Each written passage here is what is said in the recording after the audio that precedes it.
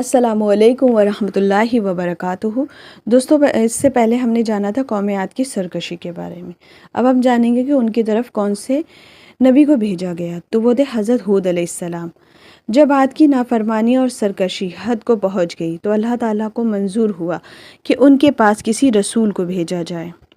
اللہ تعالیٰ اس بات کو کب پسند کرتے ہیں کہ اس کے بندے کفر و شرک پر کمر باندھ لے۔ اللہ تعالیٰ کو یہ بالکل پسند نہیں کہ اس کے بندے اس کو بھول جائیں اور شجر و حجر کو اپنا معبود بنا لے، پھر اس کی کمزور اور غریب مخلوق پر ظلم اور زیادتی کرے، لوٹ مار مچائیں۔ پر عاد نے تو ان سب کاموں کو اپنا مشغلہ بنا لیا تھا۔ بس اللہ تعالیٰ کا فیصلہ ہوا کہ ان کی طرف ایک رسول بھیجا جائے جو ان کو کفر و شرک کی زندگی سے نکالے اور ایمان اور یقین کے راستے پر لائے۔ اللہ تعالیٰ نے چاہا جو رسول ان کی طرف بھیجا جائے انہی کے خاندان سے ہو اور یہ لوگ ان کی بات سمجھ سکیں اور ان سے مانوس ہوں۔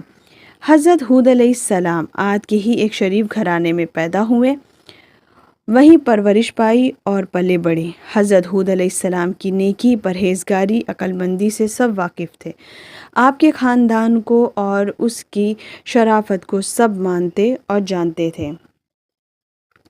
اللہ تعالیٰ نے حضرت ہود علیہ السلام کو اپنا نبی منتخب کیا اور قوم عاد کی ہدایت کے لیے بھیجا۔ وہ اللہ کا پیغام لے کر اپنی قوم کے پاس آئے اور کہا، اے لوگو، عبادت کرو اس کے سوا تمہارا کوئی معبود نہیں، عبادت کے لائق صرف وہی ایک ذات ہے۔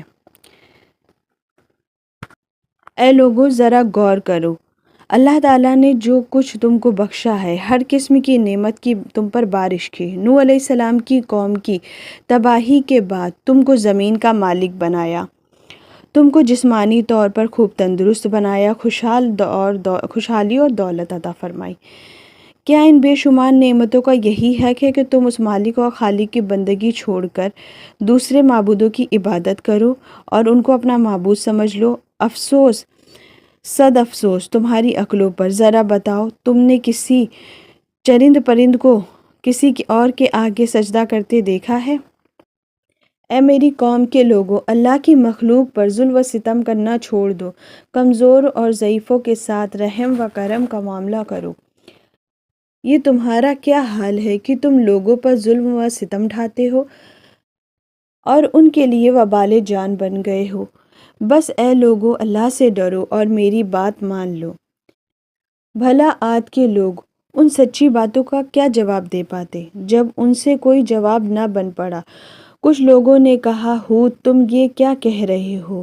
کیا تم ہم سے یہ چاہتے ہو کہ ہم اپنے تمام معبودوں کو چھوڑ دیں جن کو ہمارے آباء و اجداد ایک طویل زمانے سے ان کو اپنا معبود مانتے آئے ہیں؟ تم کیا چاہتے ہو کہ ہم صرف ایک معبود کی عبادت کریں؟ تو غور سے سن لو، ہم اپنے معبودوں کو نہیں چھوڑیں گے اور نہ تم پر ایمان لائیں گے۔ ہماری ضرورتیں ان گنت ہیں، ہماری حاجتیں بے شمار۔ بھلا ایک معبود ہماری ساری ضرورتیں کیسے پوری کر سکتے ہیں؟ جب حضرت ہود علیہ السلام نے قوم کا یہ بے تکا جواب سنا تو آپ کو بڑا رنج ہوا اور آپ نے کہا، ایسا لگتا ہے کہ تم پر پروردگار کی پھٹکار پڑ گئی ہے اور اس کا غضب ٹوٹ پڑا ہے۔ ذرا ہوش میں آؤ، کیا تم مجھ سے ان کے لیے جھگڑ رہے ہو جنہیں تم اپنا معبود مانتے ہو؟ اللہ تعالیٰ نے ان کے لیے نہ تو کوئی سند نازل کی ہے اور نہ دلیل۔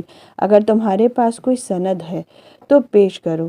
ہود علیہ السلام کا یہ جواب سن کر سب اپنا منہ لے کر رہ گئے۔ بعض لوگوں نے کہا، ہود کی عقل جا رہی ہے، بعض نے کہا ہود کا دماغ خراب ہو گیا ہے۔ حضرت ہود علیہ السلام نے دوبارہ نصیحت کی تو جو امیر آدمی تھے تنگ آ کر کہنے لگے، ہود، ہمارا خیال ہے کہ تم دیوانے پن میں مبتلا ہو گئے ہو یا تم جھوٹے ہو۔ حضرت ہود علیہ السلام نے کہا، اے میری قوم، نہ میں دیوانہ ہوں اور نہ بے وقوف ہوں اور نہ جھوٹا ہوں، سچ کہتا ہوں میں کہ اللہ کا بھیجا ہوا ہوں، میں تمہارا رسول ہوں۔ مجھ کو اللہ نے تمہاری ہدایت کے لیے نبی بنا کر بھیجا ہے تاکہ میں تم کو اچھی بری باتوں سے آگاہ کروں اور تم کو اس برے دن کے عذاب سے ڈراؤں جس کے آنے میں کوئی شک نہیں۔